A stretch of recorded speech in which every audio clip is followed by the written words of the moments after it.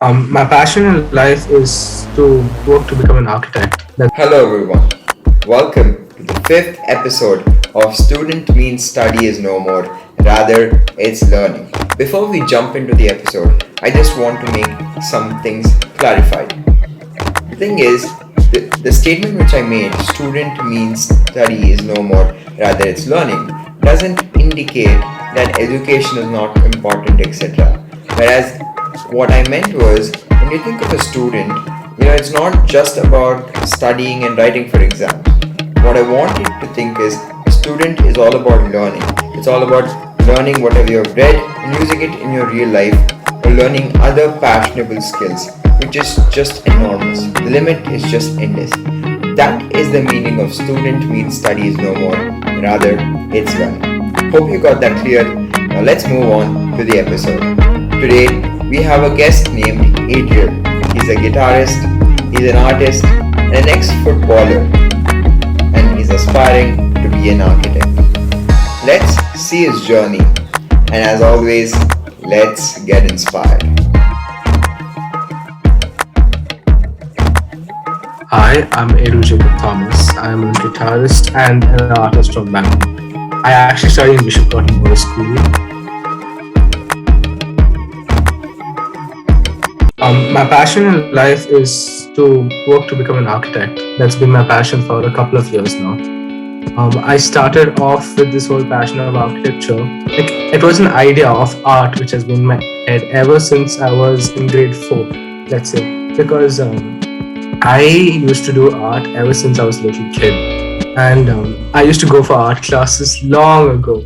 And there was a point where I thought art would be my passion and I would grow up to become an artist. And that was like my childhood dream. After that, as time evolved, I became more mature. I left art classes, got into sports, and that's when football became a passion for me. So in life, my passion has always changed, but now since I'm working towards architecture and graphic design, I think it's set for me that I am going to work to become an architect. When it comes to guitar is something that helps me through most of my mental stress in life. When it comes to COVID, that's when I started becoming really passionate about guitar. In the COVID pandemic times, all of us were locked in our rooms, in these 4 rooms inside our house. It becomes really stressful because we are hardly interacting with people, and the only interaction we have is with people online through the screen. And you don't get that satisfaction of meeting your friends. And that's when guitar played a major role in my life. I am 16 years old now, 11th grade, but I started learning guitar when I was in the 5th grade. But initially when I started learning guitar, there wasn't much of a progress for me. I used to feel it as a chore per se.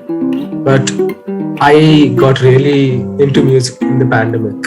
It used to calm me down. Even when I was going through bad times, guitar has helped me a lot. I would play it, and even if I felt like I had no one to talk to, guitar was always there for me, and I would just write songs for myself.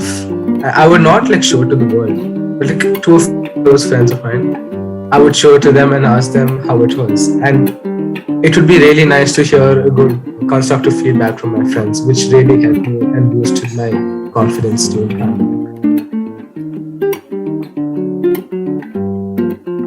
If you ask any person, an artist or a guitarist out there, they will say you got to put in your hours, you got to practice, you got to make yourself better every day.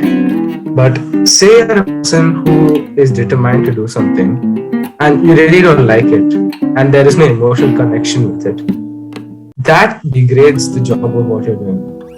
For me, I always thought of guitar was a chore, as I said before. And when I used to put in the hours and practice every day, as my tutor used to say, I never had the emotion when I used to play it. And that really held me back a lot. And I wasn't really there at all. I could hardly play anything until, let's say, 2 years ago. I started playing a lot in the pandemic times. And yeah, it has helped a lot. I started trying to write new songs, getting inspired. I actually stopped going for classes for a good amount of time during the pandemic season because I used to go to classes and half of them were physical classes. And when it changed to online classes, I wasn't really getting the hang of it. So I stopped my classes. I started learning by myself, and that is when I explored jazz. I was never a jazz guitarist. I never used to play fingerstyle, and that has become my current style of playing guitar now. When I learned that fingerstyle and jazz would open up crazy doors for me, I started learning it and I started playing it. And more than for performing for others, I used to perform for myself when I was sad or when I was happy. It used to boost my mood or would just help me get through every single day. And in the last 2 years, there isn't one single day that I haven't enjoyed. Like every single day, I have enjoyed myself play. And I continue to learn more every day. And I wouldn't say I'm the best at guitar or I'm good at guitar. I'm learning every day and I have seen major progress myself. And I hope to learn more.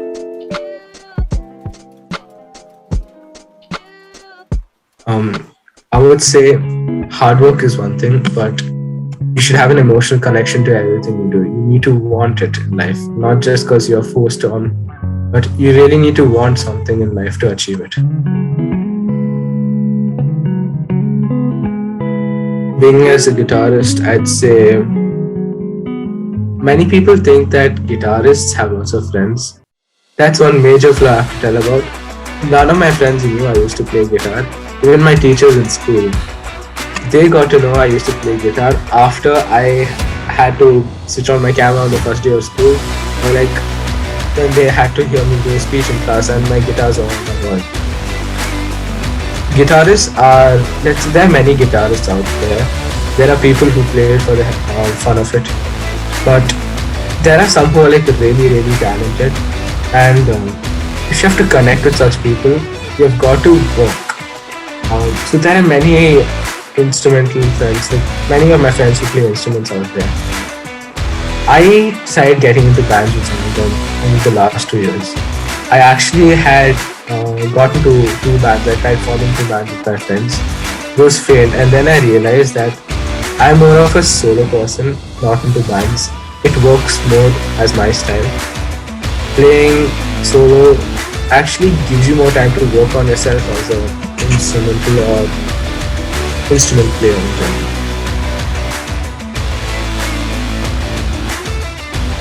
I'd say success in general for me, I'd classify that as half of the riffs or songs I try to write. If I decide to write a song or even anything that I have to hold emotionally close to my heart, I will have not massive, but major, like really, really big amount of like musicians or writer's block.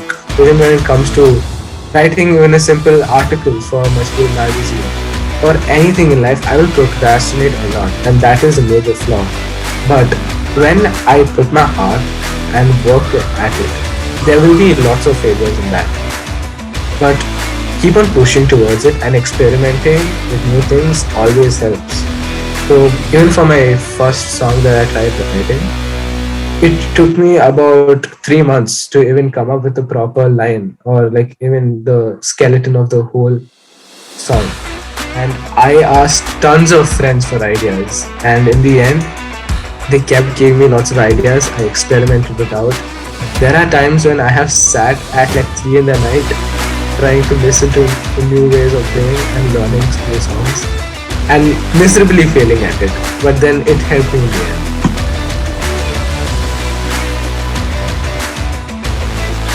When it comes to studies and passion for me, many people say that I should have a really good sleep schedule because over the last pandemic, 2-3 years of pandemic, I haven't been having a good sleep schedule, which has been affecting me, my mental health. But I push myself to limits, which helps me. And it's not a really good advice to give people out there, but handling studies and school at the same time, like studies, school and extracurriculars at the same time, is stressful. But if you try to not procrastinate a lot, perfect time for everything, I even multitask at times. I had to attend an event the other day while trying to attend school. And yeah, trying to attend both things at the same time, multitask is stressful. But people need to chart out a path that they can stick to and not ask others and follow other people's path. People need to discover their own path. And I have other friends who also manage their extracurriculars along with their school. And the way they do it is completely different from me. They sleep on time, they have their stuff. I push myself to limits where I feel is stressful for me sometimes. And that is when I have to detach from all my studies for a week, which clears out my mental space. And I still need to find the right path for me.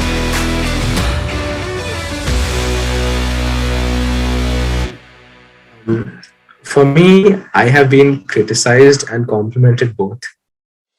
Even if it is harsh criticism, I try not to take it to heart, but to implement and work towards it.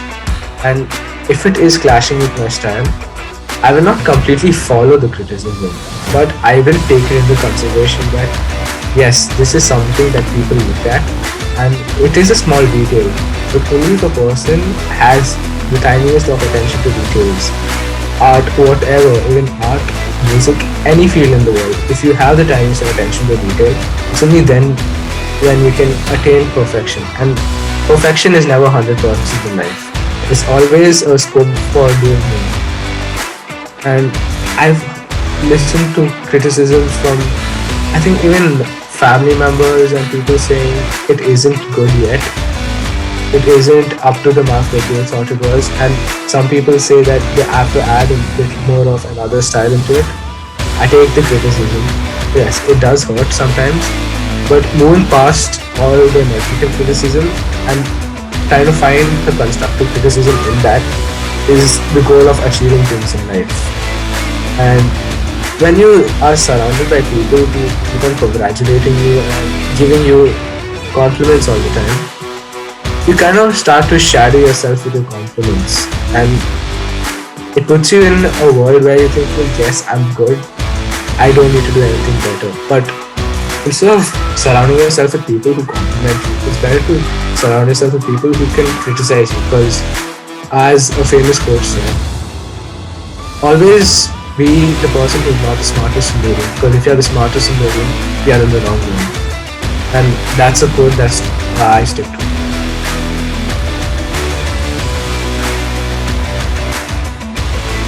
Coming to my journey in art, ever since I was a little kid, I have been into art. My mom is an architect and she has always supported my idea of my art classes. She put me into art. She saw that I had a little bit of talent and she supported me. And my whole family has been supportive of my art till date. I had taken a major break from art after the 5th grade, after I changed schools, because it was a whole new environment. I had moved from an international school to a school where there are people from all backgrounds, and it was a major shift for me. And that's when I was exposed to public speaking and debates and all those kind of extracurriculars. And that's where my school, Bishop Gordon's, shaped me as a person. There was this one day, like I think the first day of my school in Gordon's, 5th grade. One of the teacher walked up with one of my peers and they heard that I had written a poem in the 4th grade and they wanted to ask me to take part in an elocution competition. And I had major stage fright. And that's what changed my whole social communication skills for life. Because if it wasn't for that day when the teacher came and pulled me out of class saying, yes, you did a poem, it was featured in the magazine, we would love for you to represent our house. I was starstruck first day in class, but that's what changed me completely in life. And even when it came to art later on in life, I used to be the kid in class who people used to come and say, please help me, art class sir is getting angry. And it used to be funny because I wasn't the best at class. So it'd say your lines aren't straight, it isn't drawn perfectly. And I would feel this sense of encouragement from my friends in class and it would be really fun for me. And coming to art of late, I haven't been doing much, but it has increased considerably in the pandemic time because I had to find something to do. So, coming to football, it started when my brother was coaching and I was in the sixth grade. I used to sit around at home, not going for any sports, and I used to be a badminton kid all my life. In the fifth grade, also, I had gone for badminton coaching. I had progressed considerably well, and coming from a family full of sports, my dad used to play as he was a bowler, he was a fast bowler for the Kerala state team, in like under 18 state team, and I think because of that, even the athletic side of my life was encouraged in my family.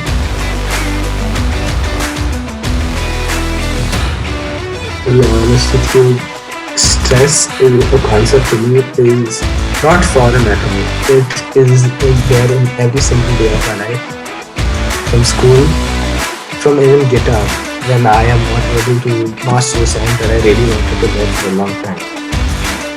If I have to quote a proper example, a famous song, Hotel California. I tried to learn that song for almost a year, and trying to perfect that was a literal hell. My fingers have also bled a few days right through, and the whole process was scary. But when you try to do something that you're passionate about, right, you put all of your stress behind because you know you really want to achieve something. And managing stress for me is guitar. Guitar is an unhealthy way of how I try to manage my stress. Normally, people are advised to have healthy ways to manage their stress. I think guitar is unhealthy for me because of the number of ways that I can actually help myself. I am really dependent on guitar, and if I don't have my guitar at the time, it might break me. So that's when the art comes in and helps me with learning stress relieving techniques.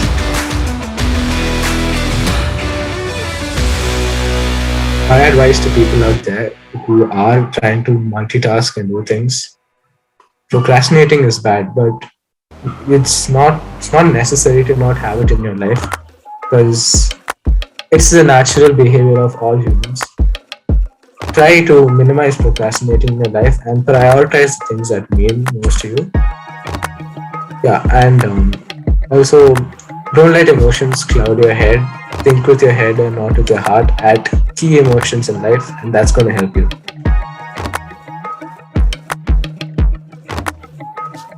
Coming back from failures is a really difficult task for many of us out there. Not just me, but anybody who talk to out there will say, yes, the failures and negative criticism has affected them majorly and has played a major impact in shaping who they are till date. Find what you want to do in life, and this is something that I have done. This might help other people out there. Make two lists in life, things that affect you personally, that are in you, or things that affect you like others who are surrounding you. If it affects you in a good way, write down that list. If it affects you in a bad way, write down a list. Write everything that affects you on the bad list. Read it. Try to eliminate all those in your life and work on the list that helps you, that affects you in good ways. Try to keep your mind positive in life. It is hard to do, but try to stick to this and this will really help you in life. Superb, right?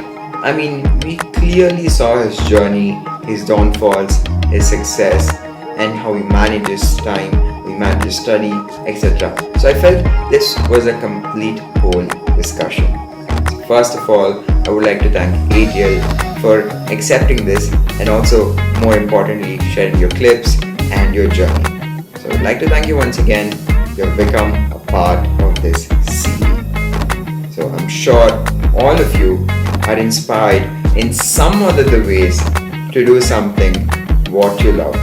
So go do it, and as always, I'll see you in the next episode.